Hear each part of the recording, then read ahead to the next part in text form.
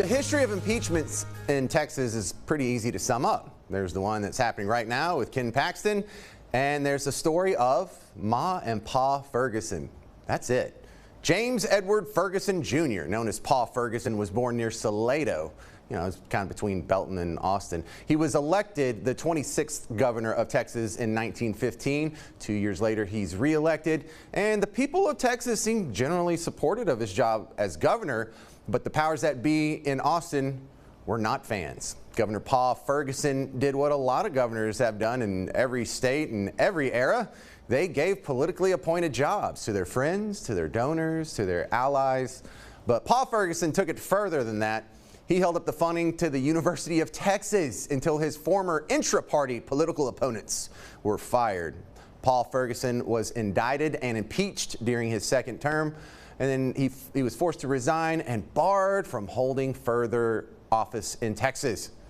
When you make enemies of both political parties, you're in trouble.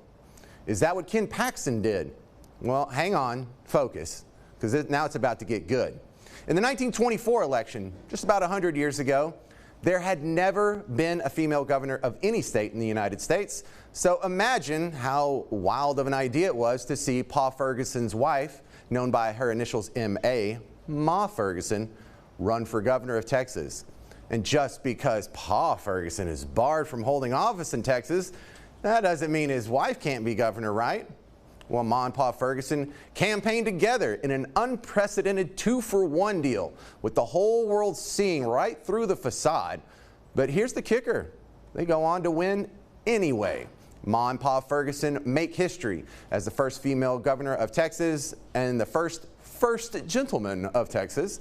Their comeback was incredible, hilarious even, but their third term would be their last. A flurry of scandals continued to follow them like Pickpen's dust cloud and Peanuts. Ma and Pa Ferguson lose their election for a fourth term. Yeah, there were some scandals going on there as well. But if you see some parallels to what's going on today, you're not wrong. Ken Paxton has long been the political foe of Democrats in Texas, and there's no doubt his intra-party feud with Speaker of the House Dade Phelan has made him enemies of both parties.